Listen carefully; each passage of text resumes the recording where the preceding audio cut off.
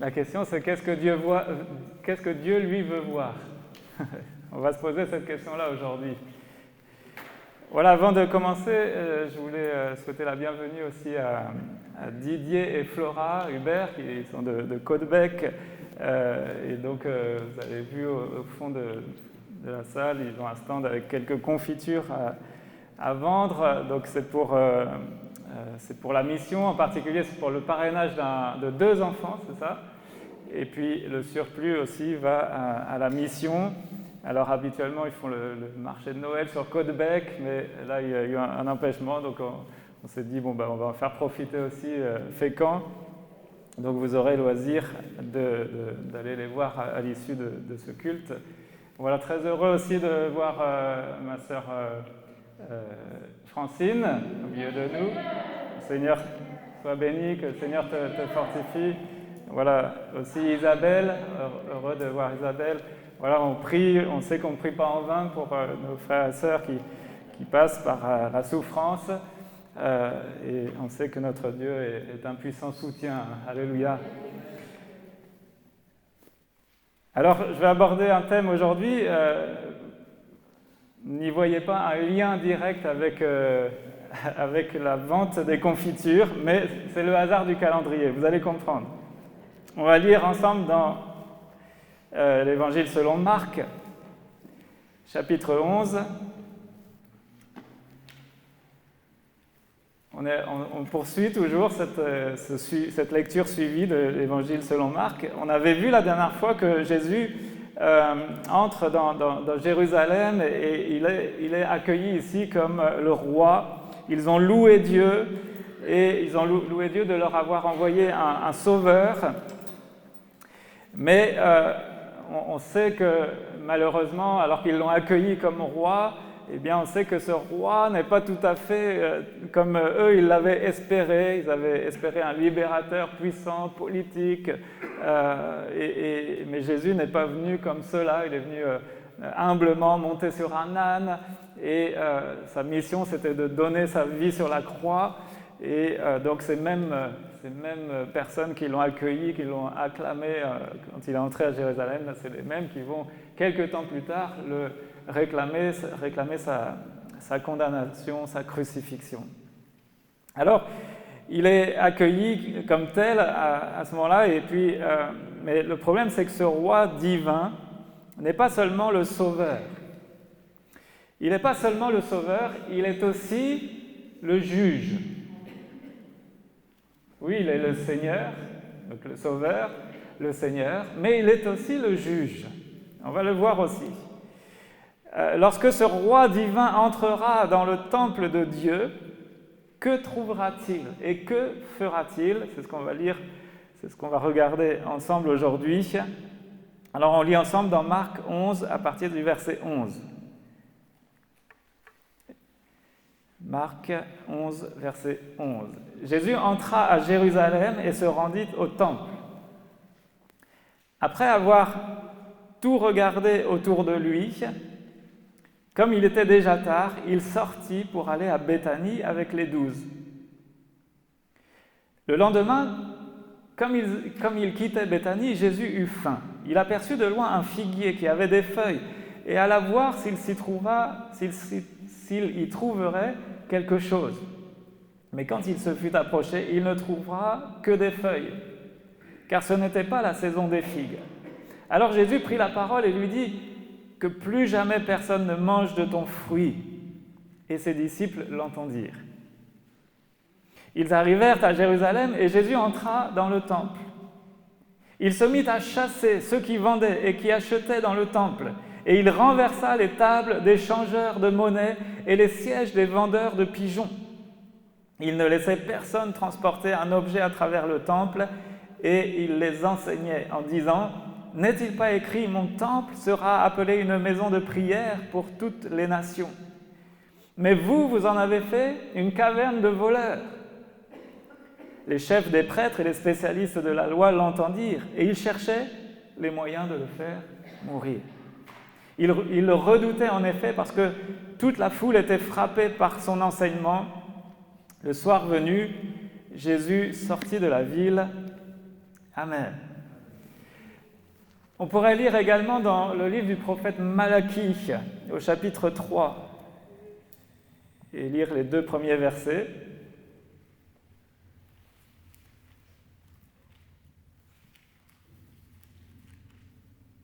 Ah, c'est une moto. Je me disais, c'était quoi qui faisait ce bruit-là? Malachie 3, versets 1 et 2. « Voici que j'enverrai mon messager pour me préparer le chemin. Et soudain, il entrera dans son temple. Le Seigneur que vous cherchez, le messager de l'alliance que vous désirez, le voici qui arrive, dit l'Éternel, le Maître de l'univers. Qui pourra supporter le jour de sa venue? Qui restera debout quand il apparaîtra? En effet, il sera pareil à un feu purificateur, à la lessive des blanchisseurs, ou la potasse des foulons. Il sera semblable à un feu purificateur, à la lessive des blanchisseurs. » Alors, on va voir ici que Jésus n'est pas très heureux. Surtout quand nous faisons semblant de le suivre. Lui, ce qu'il veut, c'est voir du fruit et une foi réelle, ainsi que de l'amour. Alors, on a vu une première fois, Jésus entre à Jérusalem et se rend au temple. Et puis, il regarde tout autour de lui. Et puis, là, il va ensuite rentrer à Béthanie avec les 12. Alors là, c'est un peu le round, je ne suis pas fort en anglais, le round d'observation. Jésus va, il repère, il regarde, et il ne fait rien dans un premier temps. Le round d'observation, et après Jésus va agir tout à fait différemment. Le temple ici, il s'agit du lieu où Dieu avait demandé aux Juifs de lui rendre un culte. Et c'est dans ce temple que les Juifs donc tuaient les animaux, ils effectuaient les sacrifices d'animaux qu'ils offraient comme des offrandes, comme des sacrifices à Dieu, notamment pour le pardon des péchés. Et donc ce temple, eh bien, c'était le centre du culte des Juifs. Et Jésus entre dans le temple. Si Jésus arrivait aujourd'hui dans notre réunion d'église, qu'aimerait-il y trouver? Qu'aimerait-il y trouver? Alors je sais qu'il est là, présent par son esprit, je le crois, mais s'il arrivait là en chair et en os, qu'aimerait-il y trouver? Est-ce qu'il se contenterait de regarder ce qui se voit de l'extérieur?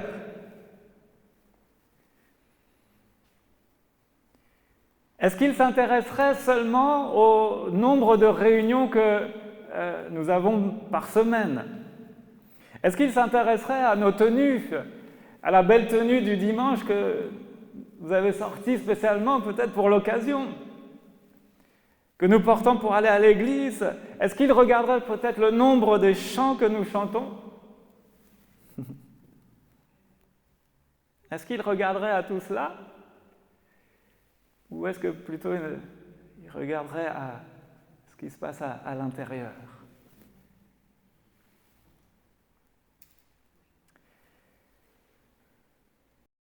Est-ce qu'il trouverait de l'amour, de la foi, de la sainteté dans nos vies?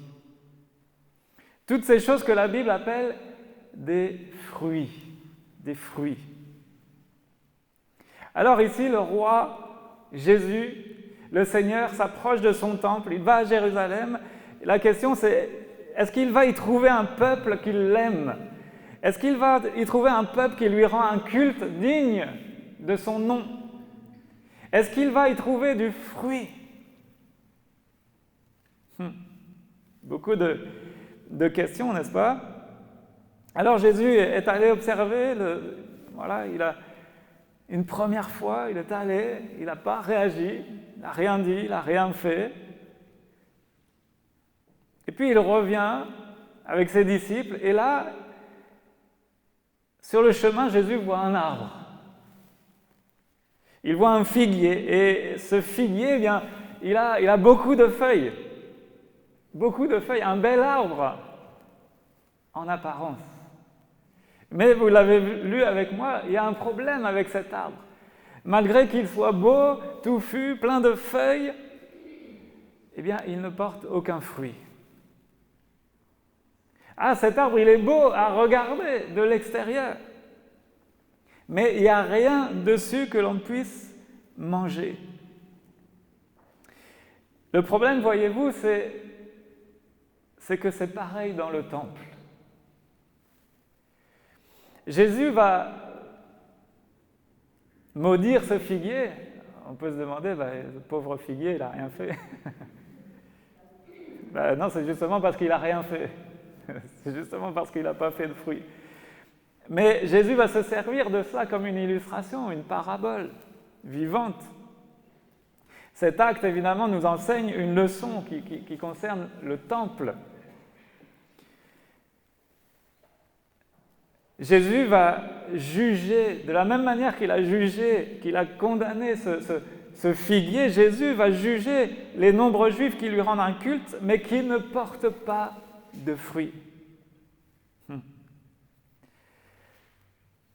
Jésus voit ici ce figuier comme une image, ici, du culte des Juifs dans le temple. Cet arbre a beaucoup de feuilles, mais pas de fruits. Il a l'air d'être un bon arbre, mais en réalité, il n'est pas bon du tout. Et Jésus va juger cet arbre. Et ici, il est en train c'est une illustration, il y a un acte aussi prophétique dans son geste, qu'il annonce en faisant ça, il annonce qu'il va aussi juger le temple, juger le peuple d'Israël.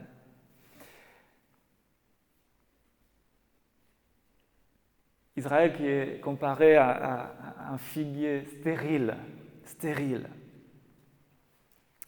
Voyez-vous, mes frères et sœurs, la réalité, c'est que Jésus, il est présent dans nos réunions. Vous le croyez, ça? Il est présent. La question, c'est quel fruit voit-il dans ta vie, dans ma vie? Quel fruit voit-il? Et la réalité, c'est que Jésus, il est triste, voire même en colère, quand il n'y a que l'extérieur qui semble bon, mais qu'à l'intérieur, eh bien, il n'y a rien. Il n'y a rien. Alors, premier élément, pas de fruits sur l'arbre. Pas de fruits sur l'arbre. Et la deuxième chose, le problème, c'est qu'il n'y a pas de fruits non plus dans le temple. Quand pour la deuxième fois, il va se rendre à Jérusalem, il va aller au temple, et là, qu'est-ce qu'il va faire? Il va se mettre à chasser ceux qui vendaient et qui achetaient dans le temple. Il renversa les tables des changeurs de monnaie, les sièges des vendeurs de pigeons.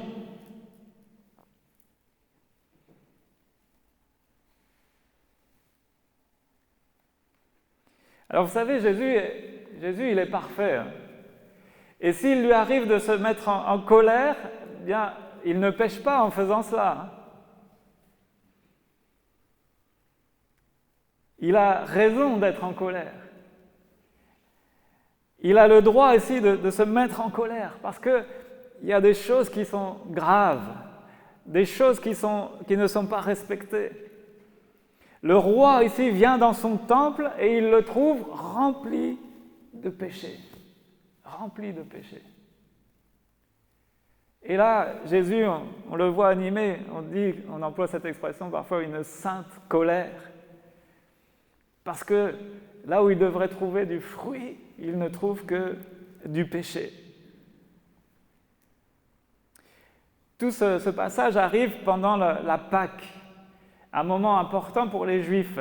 Et pendant cette fête juive, bien, les Juifs venaient au temple, ils venaient pour offrir des animaux en sacrifice à Dieu, et ils avaient le droit de changer de leur argent pour acheter les animaux pour les sacrifices. Certains venaient de loin, donc plutôt que de venir avec plusieurs animaux, ce qui n'était pas facile à transporter, eh bien, ils avaient le droit de venir au temple avec de l'argent. Et arrivé au temple, il y avait les changeurs, et donc ils échangeaient leur argent contre des animaux. Ils en avaient le droit de faire cela. Mais le problème, c'est que tout ce système avait été corrompu, il y avait de la corruption. Il y avait les vendeurs qui trompaient les gens pour s'enrichir. Ils avaient fait ici tout un business, tout un commerce de cela. Et ils s'enrichissaient. Ils ne cherchaient absolument pas à plaire à Dieu. Ce qui leur importait, c'était leur porte-monnaie.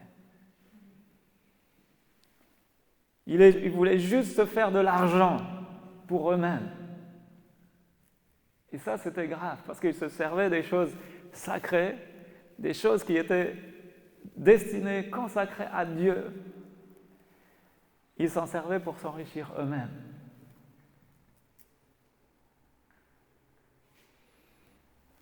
Alors, juste entre parenthèses, aucun rapport ici avec Flora et Didier qui viennent nous vendre leur confiture aujourd'hui.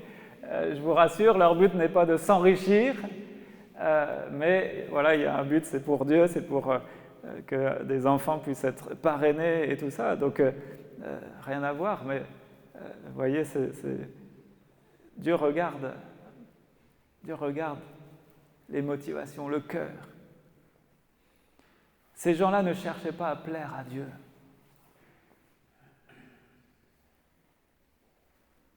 Et en réalité, le problème de fond, c'était pas seulement que ces vendeurs trompaient les gens, mais le problème, c'est que ces Juifs étaient en train de voler Dieu lui-même. Parce qu'ils se servaient des sacrifices, des animaux qui devaient être offerts en sacrifice pour s'enrichir.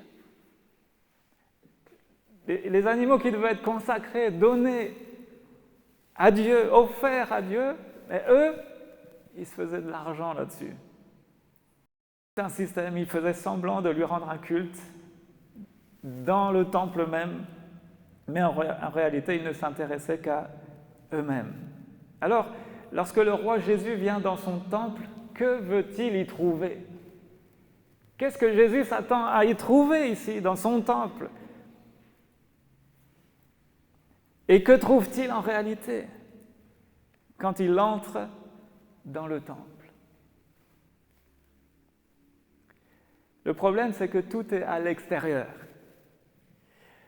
Tout est en apparence. En apparence, on se dit, c'est la fête, il y a des réjouissances, ils sont pieux, ils sont consacrés à Dieu, ils font la fête, ils offrent des sacrifices à Dieu. En apparence, on peut se dire que ça paraît bien. Ils offrent des animaux en sacrifice, ils font de la Pâque un temps mis à part pour Dieu. Tout paraît très bien. Mais Jésus ne voit pas les choses comme ça. Jésus voit ce temple comme le figuier. Il s'approche du figuier, il s'attend à y trouver du fruit, il n'en trouve pas. Il s'approche du temple, il s'attend à y trouver du fruit, mais il n'en trouve pas.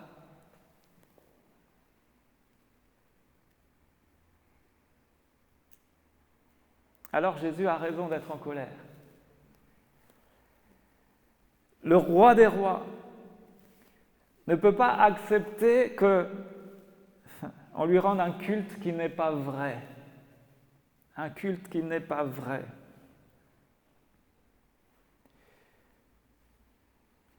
Alors quand Jésus va réagir de cette manière, que vont penser les religieux de ce que fait Jésus dans le temple? Est-ce qu'ils vont regretter d'avoir mal agi? Cette maison devait être une maison de prière, une maison consacrée pour louer Dieu, pour s'approcher de Dieu. Et vous en avez fait une caverne de voleurs, de brigands. Qu'est-ce qu'ils vont faire? Est-ce qu'ils vont réagir en se disant, c'est vrai, on a péché, on a mal fait, on doit se repentir, on doit s'humilier devant Dieu? C'est ça leur réaction? Non, pas du tout.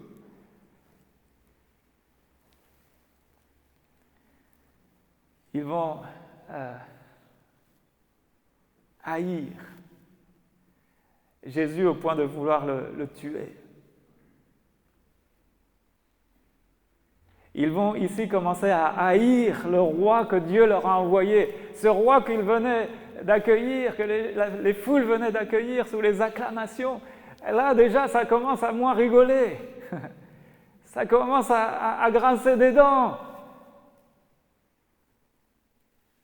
Parce que Jésus est en train de mettre le doigt sur les choses de fond. Il y a un problème. Vous devriez être des vrais adorateurs et en fait, vous faites tout en apparence. Voilà les reproches qu'il aurait pu donner à tous ces Juifs, à tous ces Juifs pieux en apparence, à l'extérieur.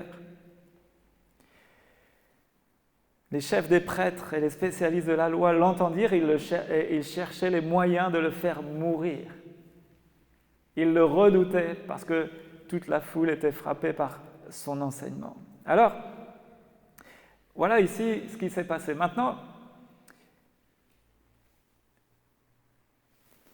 on a une chose à réaliser, c'est que on peut se poser la question, que ferait Jésus? Qu'est-ce qu'il voudrait y trouver s'il venait ici dans notre Église?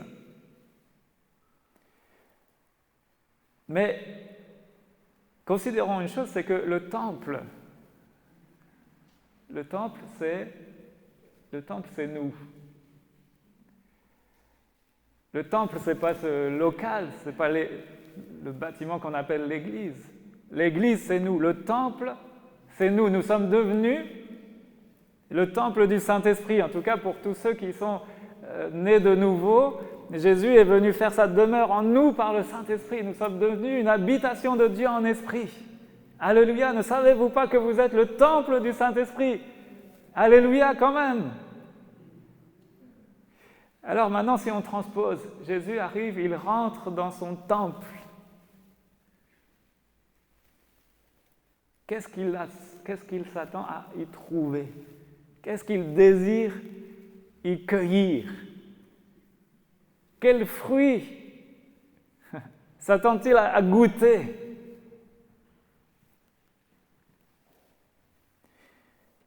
Évidemment que Jésus ne va pas s'intéresser ou regarder que l'extérieur. L'important aujourd'hui n'est pas d'être venu à l'église. Ça, c'est l'extérieur. Ne me faites pas dire ce que je n'ai pas dit. C'est bien de venir à l'église. Mais Jésus, il regarde pas le nombre de réunions, le compte de réunions qu'on a fait dans l'année. Non. C'est là, le cœur, le fond. Quel fruit il y voit? Quel fruit Jésus voit en nous? Ce matin, on a chanté. Jésus n'a pas sélectionné les meilleurs chanteurs pour distribuer des bénédictions ce matin. Non, Jésus, il regarde ceux qui ont adoré ce matin Jésus de tout leur cœur, qui sont des vrais adorateurs en esprit et en vérité, pas seulement le temps de quelques chants le dimanche matin, mais qui sont des véritables adorateurs tout le long de la semaine, chaque jour, à chaque instant. Qu'est-ce que Jésus voit en nous? Qu'est-ce qu'il cherche? Il veut y cueillir des fruits. Alors très rapidement, la Bible nous parle de 3 fruits que nous devons porter. Le fruit, tout d'abord, de l'esprit. Le fruit de l'esprit, c'est quoi?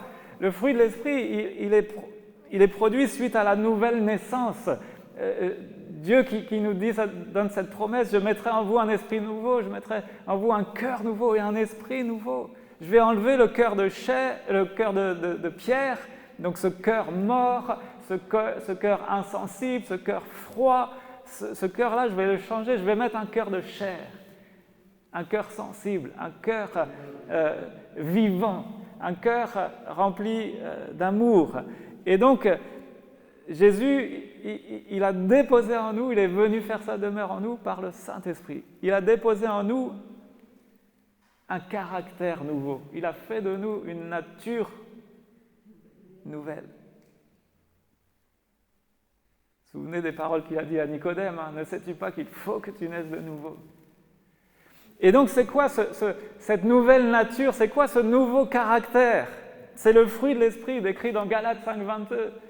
Ce nouveau caractère en nous, c'est l'amour, la joie, la paix, la patience, la bonté, la bienveillance, la foi, la douceur, la tempérance. Ça, c'est le nouveau caractère. Donc déjà, première chose, Dieu regarde en nous s'il y trouve le caractère de Jésus.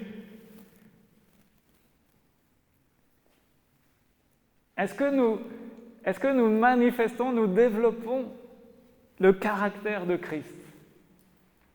Si vous êtes réellement repenti, converti, né de nouveau, vous avez reçu ce fruit de l'esprit, vous l'avez. Mais la question c'est, est-ce que ce fruit, il est produit en nous? Est-ce qu'il se développe? Est-ce qu'il grandit? Alors il faudrait étudier, c'est important, c'est intéressant d'étudier tout ce fruit de l'esprit, mais tout nous parle du caractère là de Jésus. Et c'est ce qu'il veut voir en nous. Première dimension, c'est une nouvelle nature, une nouvelle identité, un nouveau caractère. Et puis quand notre nature elle est changée, eh bien on a des valeurs qui changent. Les valeurs, c'est quoi? C'est le fruit de la lumière dont il est question dans Éphésiens 5, au verset 9. Il est dit le fruit de la lumière, d'autres versions disent aussi le fruit de l'esprit. Le fruit de la lumière consiste en toutes sortes de bonté, de justice et de vérité. Bonté, justice et vérité. Et ça, ce sont les valeurs qui doivent être les nôtres.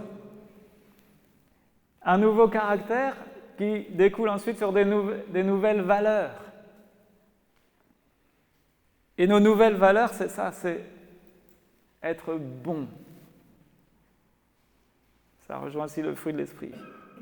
Être bon pour les autres, être bon à l'égard des autres, être bon aussi pour Dieu. La bonté, mais aussi la justice. Vivre, marcher dans les choses qui sont justes aux yeux de Dieu. Non pas aux yeux du monde, juste aux yeux de Dieu. Juste selon les enseignements des Écritures. Et marcher dans la vérité. Ça, ce sont les nouvelles valeurs qui doivent nous animer. Est-ce que Jésus voit cela en nous? Ou est-ce qu'il y voit du mensonge? Est-ce qu'il y voit de l'injustice? Est-ce qu'il y voit, plutôt que de la bonté, de la malveillance?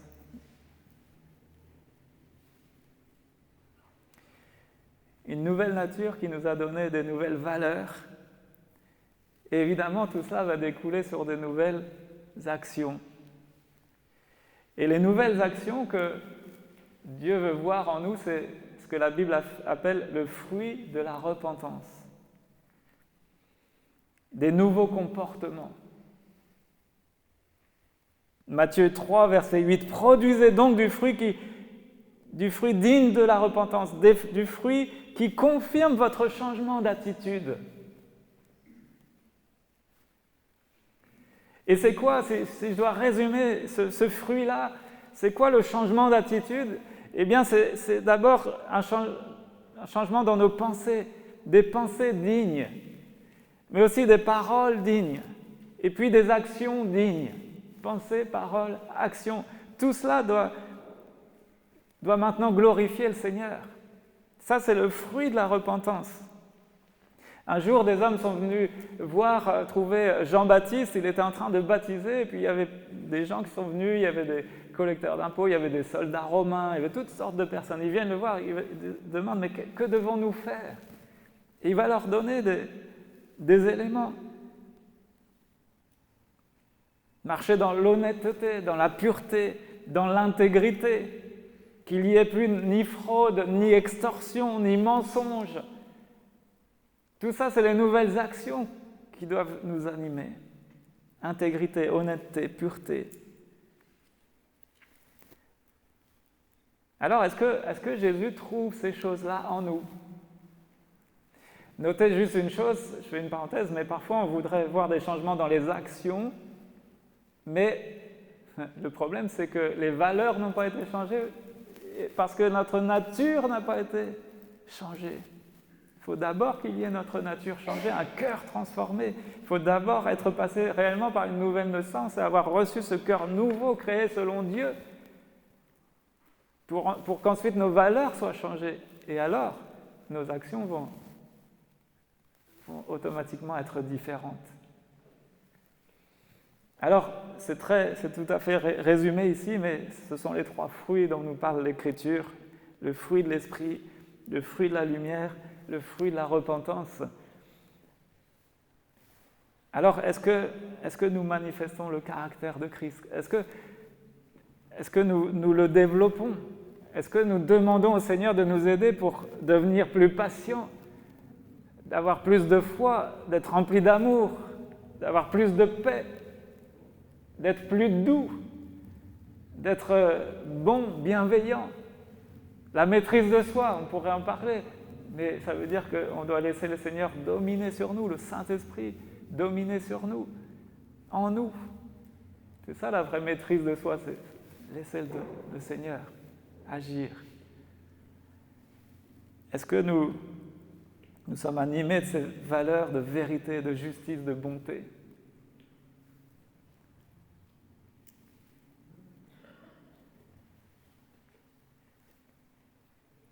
Tout ce travail du cœur, et ça, ce travail, on doit le poursuivre, on doit s'examiner sans cesse, on doit travailler sans cesse nos cœurs, nos caractères. Éprouvez-vous vous-même, dit le Seigneur. Est-ce que vous êtes d'accord avec ça? Je pense que j'aborderai ce thème peut-être la semaine prochaine, mais cette année-là qui vient, 2022 déjà, est-ce que nous voulons encore progresser, avancer? Est-ce que nous voulons continuer de travailler cette dimension-là de notre cœur pour que le Seigneur il fasse encore son œuvre, pour que le fruit de son divin caractère se développe en nous? Et puis que nos actions, bien sûr, le glorifient de plus en plus. Nos pensées, nos paroles. Voilà le fruit que le Seigneur s'attend à trouver dans son temple. Dans son temple. Je pourrais aussi parler de la foi et de l'obéissance. Parce que les deux sont liés. Il n'y a pas devant Dieu, il n'y a pas de foi sans obéissance. Donc que se passe-t-il quand Jésus il rentre dans son temple, il rentre dans nos cœurs et puis nous on dit qu'on a la foi mais on désobéit à ce que Dieu nous dit. On n'en fait qu'à notre tête. Qu'est-ce que Jésus pense de cela? Alors voilà, je laisse toutes ces questions-là sur votre cœur. Dieu nous envoie Jésus comme sauveur, mais Dieu nous envoie aussi Jésus comme juge. Et Jésus veut trouver en nous, dans nos cœurs, du fruit, du bon fruit dans nos vies.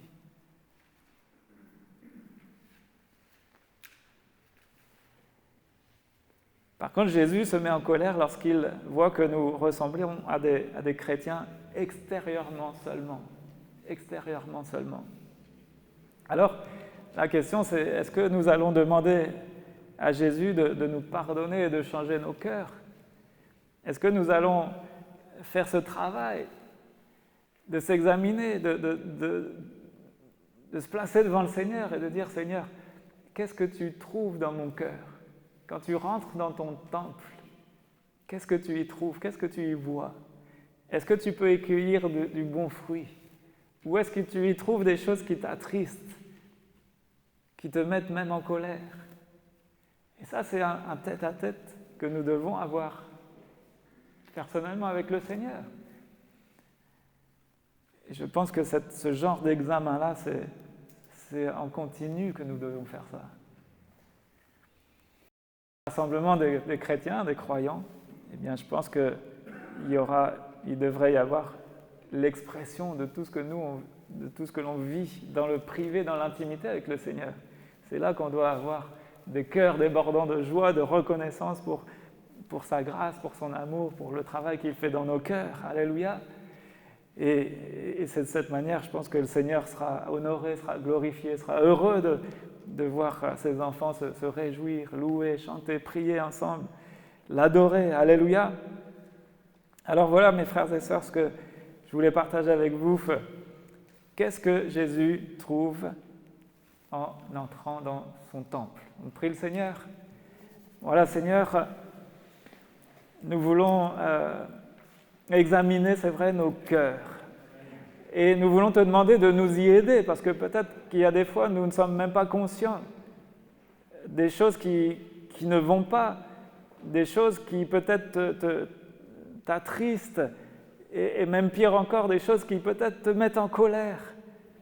Alors Seigneur, dans ta grâce, viens nous parler, viens nous montrer. On a déjà évoqué des choses, et c'est vrai que nous voulons ensemble porter ce fruit de ton esprit, ce divin caractère. Viens encore travailler nos cœurs, changer nos caractères quand nous ne sommes pas comme tu voudrais, quand nous ne sommes pas comme nous devrions être en tant qu'enfants de Dieu. Dans nos réactions, dans nos caractères, aide-nous, transforme-nous, change-nous encore. Seigneur, s'il y a des valeurs qui ont besoin encore d'être changées en nous, si nous sommes peut-être encore attachés à certaines valeurs du monde, alors que nous devrions être attachés aux valeurs de ta parole, eh bien, change-nous encore. Transforme en nous ces valeurs qui nous motivent, qui nous conduisent. Ô Seigneur Jésus, oui, fais ton œuvre pour que nous puissions produire ce fruit de la lumière. Et puis aide-nous dans nos actions, aide-nous dans nos pensées, dans nos paroles, afin que tout ce que nous faisons, eh bien, te glorifie aussi, Seigneur. Ô Jésus, viens faire ton œuvre en nous. Dans les jours, dans les semaines, dans l'année qui vient, aide-nous à progresser, aide-nous à grandir, que le fruit de ton esprit soit produit en nous, Seigneur, et qu'on ne ressente pas un figuier beau en apparence et qui ne porte aucun fruit. On ne veut pas être stérile, Seigneur Jésus. Fais-nous grâce.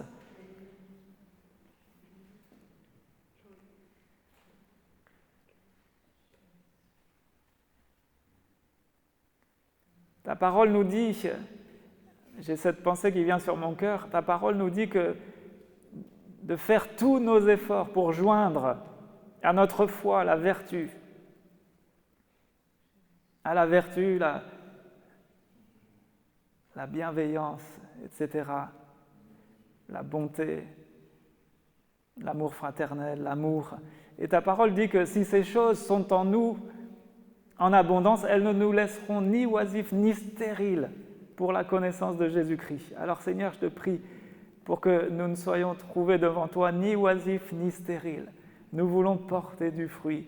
Père, dans ta grâce. C'est ce que je te demande au nom de Jésus. Alors agis maintenant par le Saint-Esprit, par l'action de ta parole, agis dans nos cœurs, non seulement maintenant dans ce lieu, mais quand on va quitter ce lieu, quand on va rentrer chez nous, dans les jours qui viennent, alors que nous allons fêter Noël, Seigneur, eh bien nous voulons aussi être ces vrais adorateurs du Christ vivant, pas de religion extérieure, Seigneur. Voilà, nous voulons vraiment te plaire. Merci de nous venir en aide. Merci, Seigneur, de nous aider à glorifier ton nom en toutes choses, Père. Et pardonne-nous encore. Pardonne-nous s'il y a des choses qui t'ont attristé, offensé, mis en colère. Seigneur, fais-nous grâce. Nous te prions, Père, dans le nom de Jésus. Amen. Amen. Amen.